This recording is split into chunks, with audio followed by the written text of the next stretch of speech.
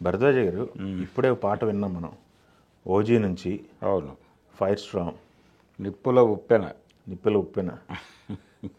ఎలా ఉంది? 4 నిమిషాల పాట, 4 నిమిషాల 5 సెకండ్స్ చేంజ్ ఉన్నట్టు. అవును, అంటే రకరకాల భాషల్లో నడిచింది ఇది.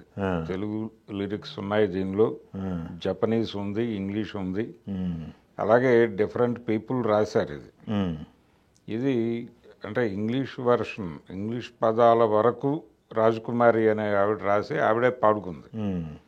జపనీస్ వచ్చి అద్వితీయ, అంటే జపనీస్ నేర్చుకున్న వాళ్ళు చాలామంది ఉన్నారు, వాళ్ళతో రాయించినట్టున్నారు, వాళ్ళతోనే పాడించేశారు.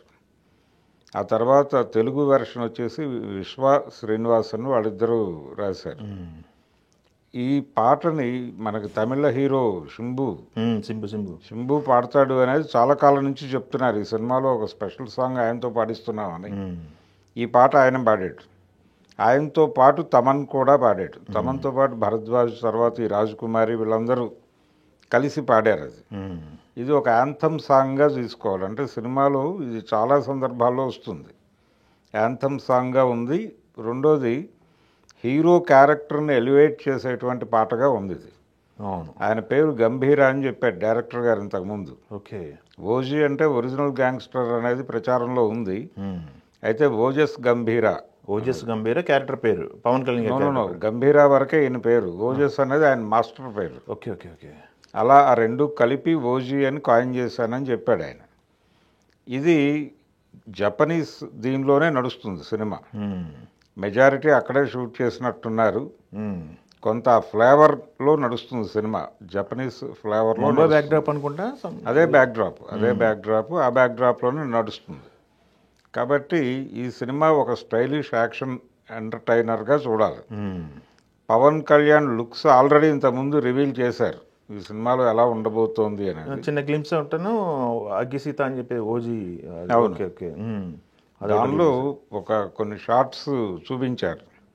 అంటే సుజిత్కి ఆ ఇది ఉంది, ఆ నైపుణ్యం ఉంది. ఇంతకుముందు సాహో సినిమాలో ప్రభాస్ని గ్యాంగ్స్ అంటే ప్రభాస్తో ఆయన చేయించినటువంటి యాక్షన్ ఎపిసోడ్స్ అన్నీ కూడా చాలా బాగా వర్కౌట్ అయినాయి. హిందీ మార్కెట్లో అతనికి ఒక ఇమేజ్ క్రియేట్ అయింది ఆ సినిమా నుంచి. ఇప్పుడు ఈ సినిమాతో పవన్ కళ్యాణ్ అలాగే తను ఇద్దరు దానిలోకి వెళ్ళాలి. సాహో తర్వాత ఇంకో ప్రాజెక్ట్ ఏం చేయలేదు అతను. అవును, పూర్తిగా దీని మీదే కాన్సన్ట్రేట్ చేసి ఉన్నాడు. కాబట్టి ఓజస్ గంభీర అనే పాట ద్వారా కొంచెం ఒక బూస్ట్ ఇచ్చాడు ఆయన. అభిమానులకి మాత్రమే కాదు, పవన్ కళ్యాణ్ సినిమా చూడాలి అని చాలామంది అనుకుంటారు. ఎక్కువ క్రేజ్ ఉంది కదా, ఎక్కడికి పోయినా ఆయన పవన్ గారు ఓజీ అని అడుగుతున్నారు. ఓజీ అంటే మీకు హరిహర వీరమల్లు కంటే కూడా ఓజీ మీదే జనాలు కాన్సన్ట్రేషన్ ఉంది. పవన్ కళ్యాణ్ని ఒక స్టైలిష్ లుక్లో చూడాలి అనేది అభిమానుల కోరిక. ఆ కోరికను తీర్చే సినిమా అవటం మాత్రమే కాకుండా అన్ని రకాల ఎలిమెంట్స్ ఉంటాయి దీనిలో. ఇప్పుడు హరిహర వీరమల్లుకు ఒక లిమిటెడ్ ఇది అయిపోయింది, ఎక్స్పోజర్ అయిపోయింది. ఇందులో అన్ని రకాల ఇవి ఉంటాయి, జనరల్ క్యారెక్టర్ ఉంటాయి. జనరల్ క్యారెక్టర్ కాబట్టి, అవును, ఈ జనరల్ సినిమా కాబట్టి ఎన్నైనా. ప్రియాంక అరుళ్ మోహన్ ఈ సినిమాలో ఫీమేల్ లీడ్ చేస్తోంది కాబట్టి ఎక్స్పెక్టేషన్స్ ఉన్నాయి జనాలకి, భారీ ఎత్తున ఎక్స్పెక్టేషన్స్ ఉన్నాయి. ఒక స్టైలిష్ యాక్షన్ ఎంటర్టైనర్గా ఈ సినిమా డెఫినెట్గా ఆడియన్స్ని మాత్రమే కాదు, అంటే ఇది అన్ని లాంగ్వేజెస్లోనూ వస్తుంది. పాన్ ఇండియా మూవీ 5 లాంగ్వేజెస్ అని చెప్తున్నారు. బ్యానర్ కూడా ఒక వాల్యూ ఉంది, RRR నుంచి క్రియేట్ అయినటువంటి ఒక మార్కెట్ ఉంది దానికి.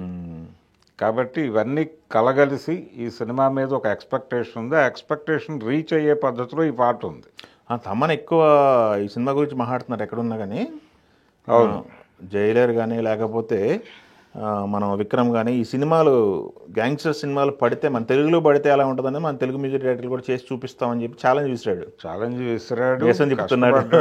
కష్టపడ్డాడు. ఆ కష్టం కనిపించింది దీనిలో, ఈ పాటలో.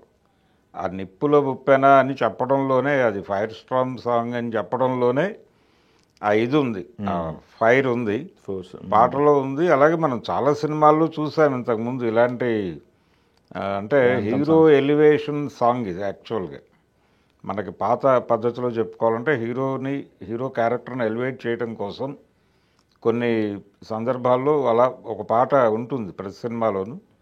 అలా కేంద్రీకరించి ఈ పాటను వాడేది. సినిమాలో ఇది చాలా ఎపిసోడ్స్లో వచ్చే అవకాశం ఉంది, ఎస్, రిపీట్ అవుతుంది. ఓకే, కాబట్టి ఇది యాంథమ్ సాంగ్గానే చెప్పుకోవాలి. Thank you.